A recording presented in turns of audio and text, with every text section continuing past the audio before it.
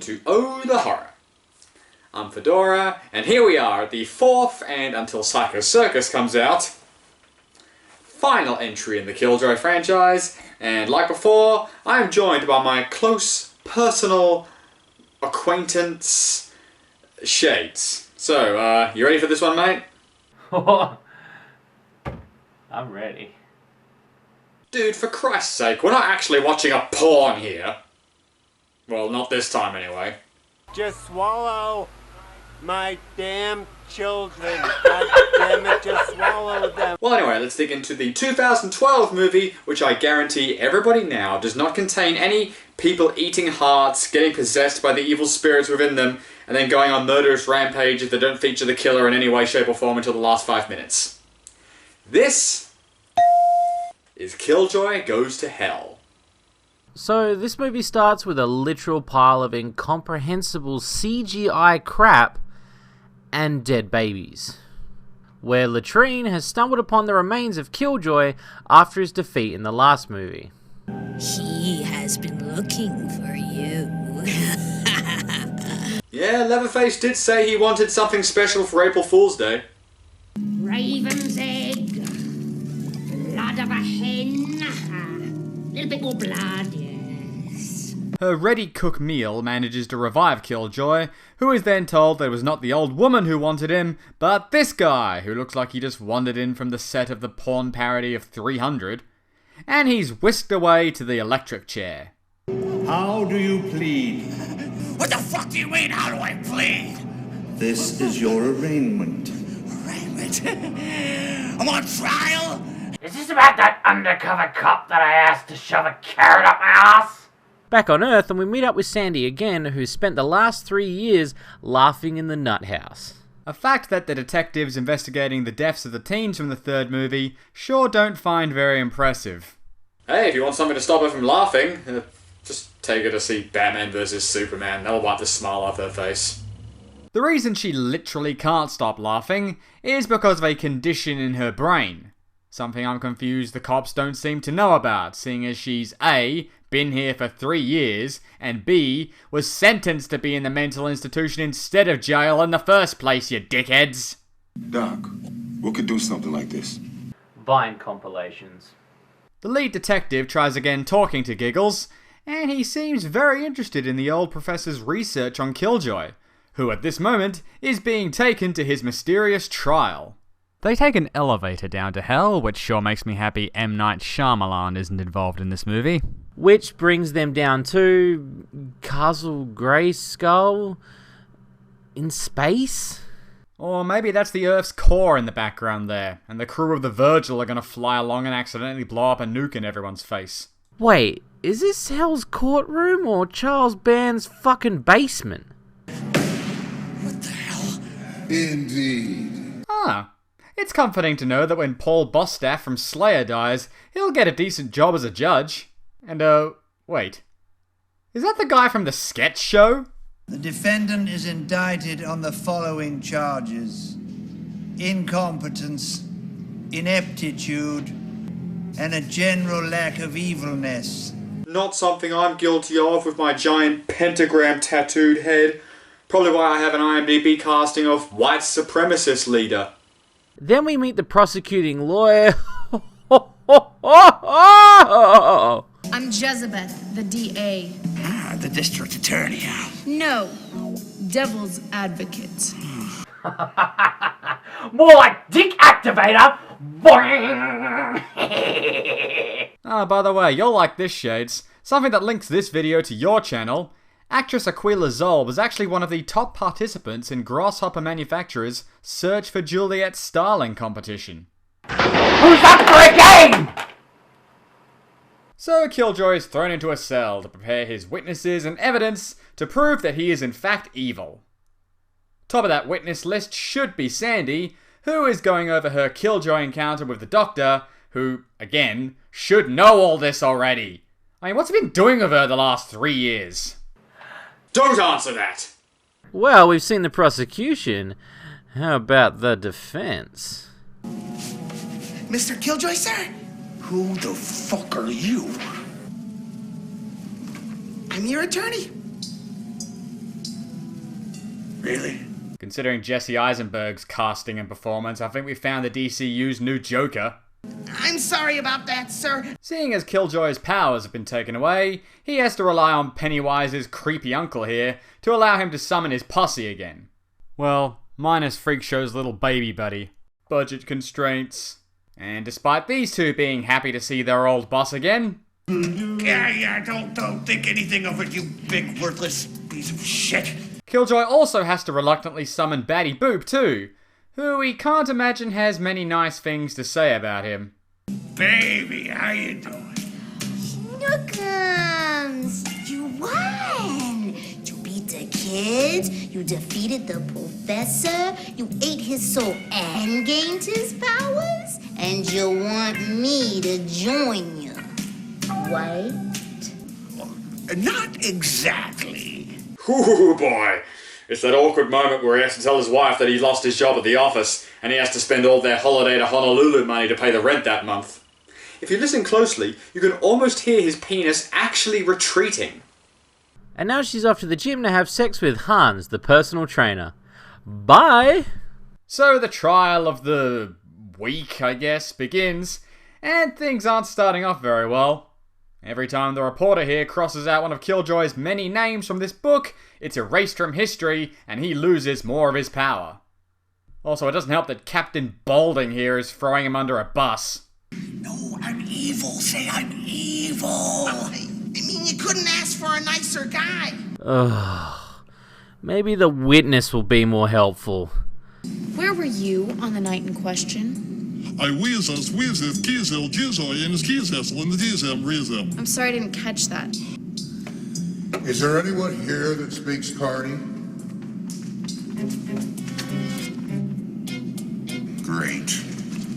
Does anyone in here speak mine? Oh, me. I love charades. Does anyone speak dipshit? Yeah, by this point, we can pretty much tell that Skid is actually backstabbing Killjoy in the trial, so he'll lose and apparently he can take over his job, even though by his own admission he's a worthless newbie. On the flip side though, if I saw this guy hanging around outside of school, I'd be pretty terrified. And finally, Batty Boop takes the stand. Might as well use those shoelaces now, old buddy. Fuck off. It also doesn't help the situation that Killjoy and the DA Jezebeth used to be a thing. What do you want from me, Batty? You know what I want. I apologize, all right? I'm sorry. There, I said it. Are you happy now? Aww. But hold your horses, shippers, because that romantic moment just cost our boy 20 more goddamn names. With Court out for the day, Freakshow is off looking for parts to rebuild his miscarriage patch doll when he's invited back to the old woman's house. You like my magic mirror? You can use it if you like, but I need something in return.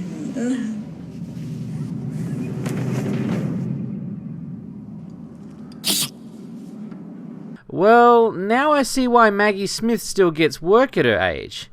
She has a fantastic ass. With the magic mirror secured and Freakshow's penis officially burnt off, he and Batty Boop tell Killjoy they're going to head topside and grab Sandy to testify to his evilness.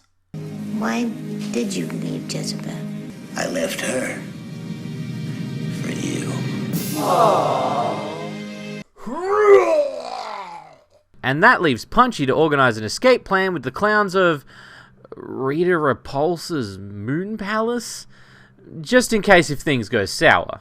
And now let's hide all these in a giant cake. How do you want this thing? I lost the remote. Well, I can't help you there, guys, because if I play the baddest motherfucking clown of all clip 3 episodes in a row, it may have to join the list of catchphrases I make up and then forget a few weeks later. Run, bitch! Run! God, it pisses me off that hell gets access to ADSL2 connection before my suburb does. Batty and Freakshow arrive and begin killing off the security and the cops in the nut house. Oh, nice. His new robo-fetus bites his victim's neck and sucks out cool, refreshing Kirk's creaming soda.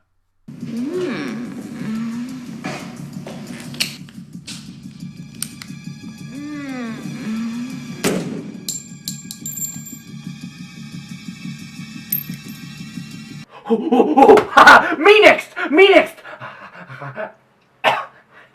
The killing gives Giggles a chance to slip out of her room, and it's handy she's wearing one of those discount straitjackets that you can just pull right off. She gets herself cornered and thinks her laughing will save her from being dragged to hell. Hey bitch, if it didn't work for Alison Lohman, you got no chance. Meanwhile, as more of Killjoy's names are erased, so too are all the files the Professor had on him. And this is super important, because the monitor screen shows us this before the scene even changes. With so many of Killjoy's names gone already, the devil decides to fuck with him a little bit by taking him down and showing him one of those Windows 7 space wallpapers. And then it's back to the trial. I live for the torment of humans. Yeah, their pain is sweet and delicious. Their agonizing cries are like music to my ears. Look on the plus side, Killjoy. If you do lose, at least you have a guaranteed job writing political speeches. He finally gets tired of Skid's shit and fires him, just as Sandy arrives in hell in her Duella Dent cosplay, to give her statement, which is the entirety of Killjoy 3, even the parts she wasn't present for. That seems pretty cut and dry. Oh, thank God that's over. She was going on for over an hour. Then it's Killjoy's turn to cross-examine, and it goes pretty well. So the devil gives Killjoy a chance to win his freedom. Trial by combat. Trial by stone! And yes, it's Skid who comes to challenge him for his job, really making me worry about Hell's employee conditions if this tithead is the most qualified substitute. But in his darkest hour, Skid transforms, looking like David Cronenberg's Fly fucked one of the killer clowns from outer space. Oh, this looks serious. Maybe that bag of weapons Punchy and his gang put together can help Killjoy out. Will be dust. Well, that's it. He uses one thing and suddenly the bag is gone. Our boy gets the upper hand in the fight when Sandy chucks him his hammer, and even after Skid manages to steal it...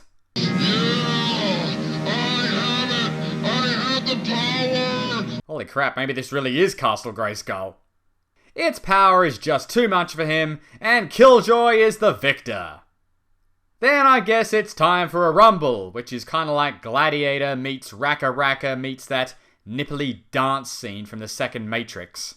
The devil gets tired of this shit and puts a stop to the fight, but he splits when Killjoy and Sandy attack him. With the key to the elevator in hand, our heroes are scot-free. Self-destruct sequence initiated.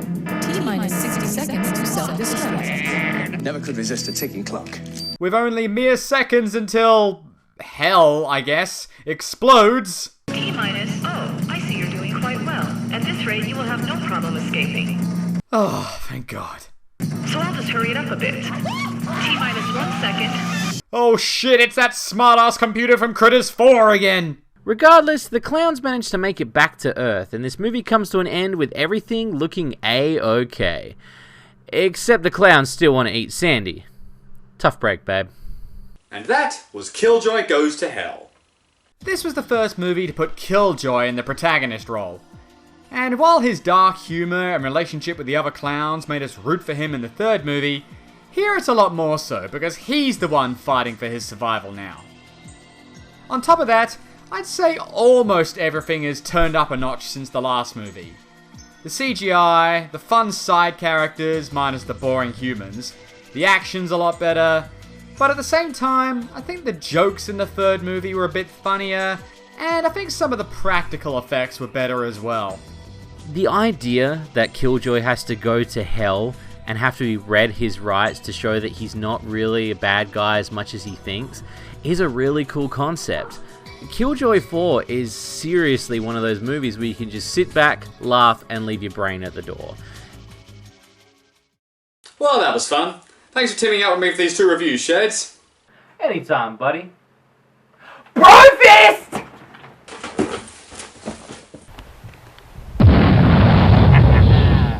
What's for the pink pants? I don't go out much.